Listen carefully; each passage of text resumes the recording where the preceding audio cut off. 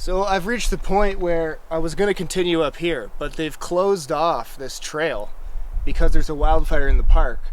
Now the park is over there. It's on the east side of the peak. I'm not even going into the park. I'm just going right up to it. And they've put these closed signs. That's not going to help me because I can't read, so we're going to keep going anyway. I'm technically not going into the park, and someone's come along and closed off the area that's even outside of the park.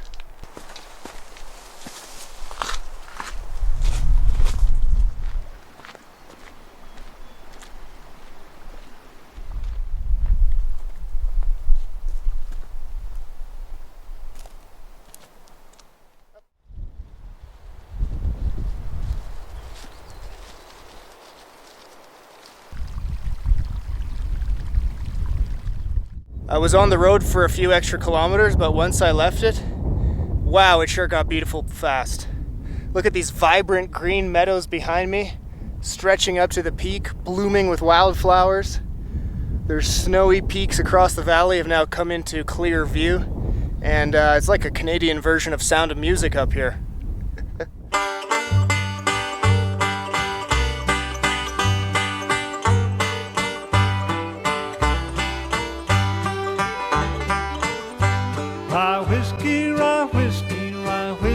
I cry.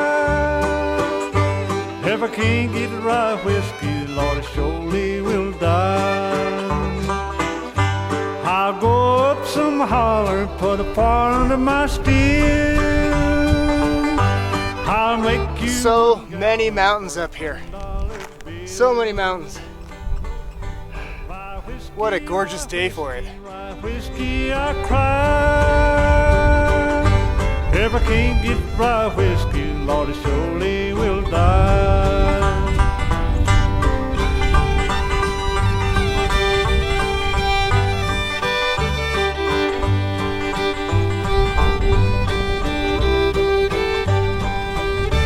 Rye whiskey when I'm thirsty, homebrew when I'm dry. Is this gorgeous or what? Pretty women when I'm lonesome, wow. And heaven when I die.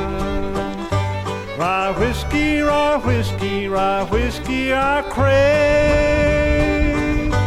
Okay, this is the summit of Gott Peak.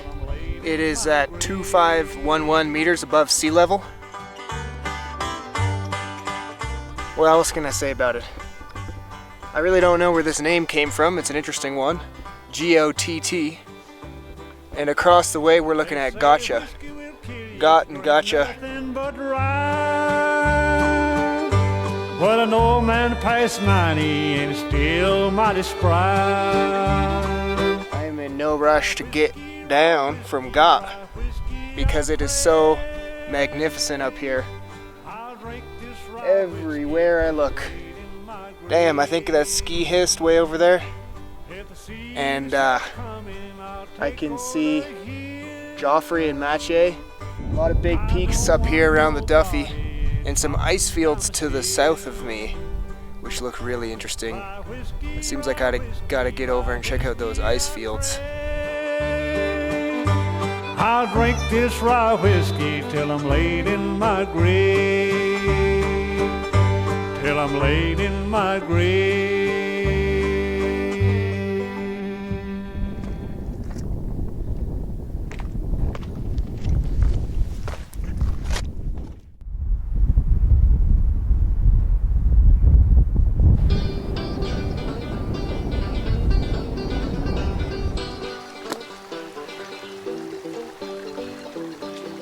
Chickens on my back, bloodhound is on my track.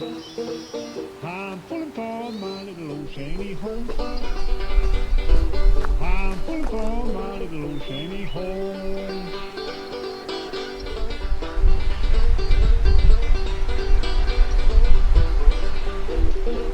If they beat me to the door, I'll hide them on the floor. Keep my skillet good and greasy all the time. Keep my skillet. You going fishing, Needs? You going fishing? So I just got down to the lake with my camping gear because this is where I'm gonna sleep, by this peaceful subalpine lake. And as you can see, all the bugs have already joined me. And this last light of the day is just so soft and glorious. It's casting shadows across the mountainside and glowing on that rock face behind me. What a beautiful place to spend the night. Good and greasy all the time.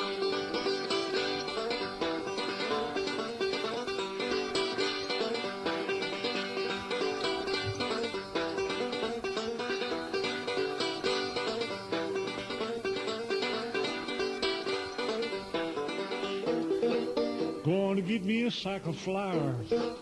Going to cook it every hour. Keep my skillet good and greasy all the time. Keep my skillet good and greasy all the time. There's a bear bin here to store your food.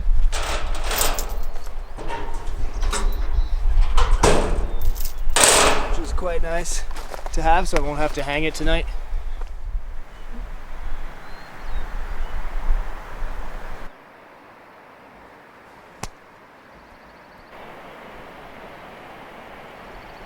It is beautiful out here, but it is so buggy. Just like my face and hands are exposed and they're all over it. They will not leave me alone. So I think I'm just gonna pack it in early.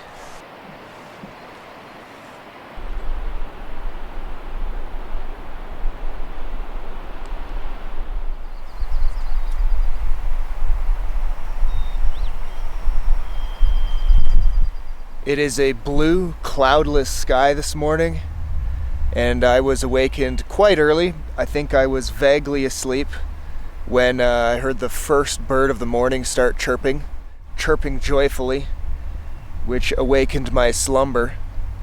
But not bad at all. This place is just perfect as I'm soaking up the sun, drying out my tent before packing it up.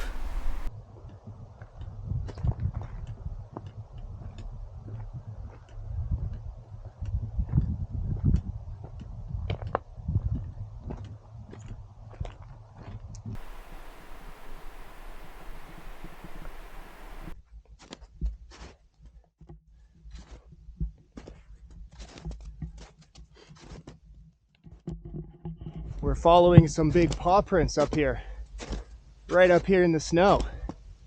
I don't know if it's a coyote or a wolf, but it's going the same direction we are, up the mountain. Let me tell you a little bit about why I choose to bring a split board up a mountain even in the summer, in July. It's because I see the split board as a tool. It's just another tool to travel around the mountains. In this case, it makes going down the mountain really fun. And so, obviously that means you carry more weight on the up, and it's a little more challenging. You work a little bit harder to go up, but then you reap the rewards going down because you get much faster, you get speed, you get all this wind in your face, you get to make turns in the snow, and it feels amazing. So that's a little bit why I'm bringing a snowboard up here. And I knew that this face of Gotcha was somewhat north facing, so it would be holding more snow, which it is, as you can see. It's a lot more snow here as compared to the south slopes of Gott.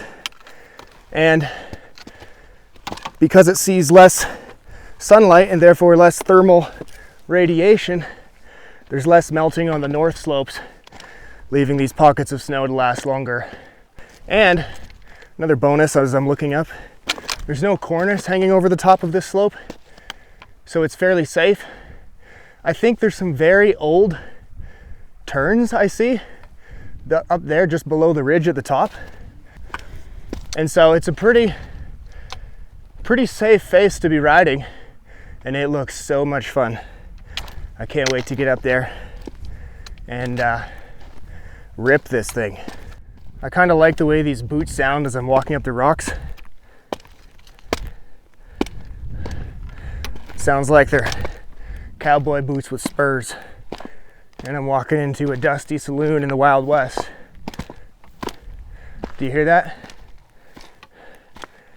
They got this little metallic clang with every step. And that's exactly what we're doing.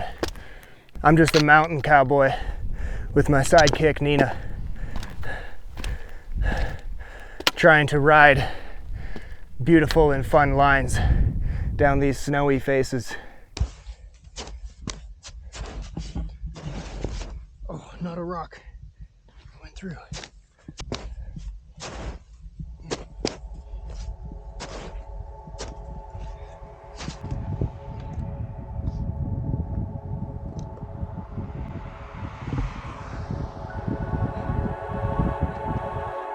Gotcha.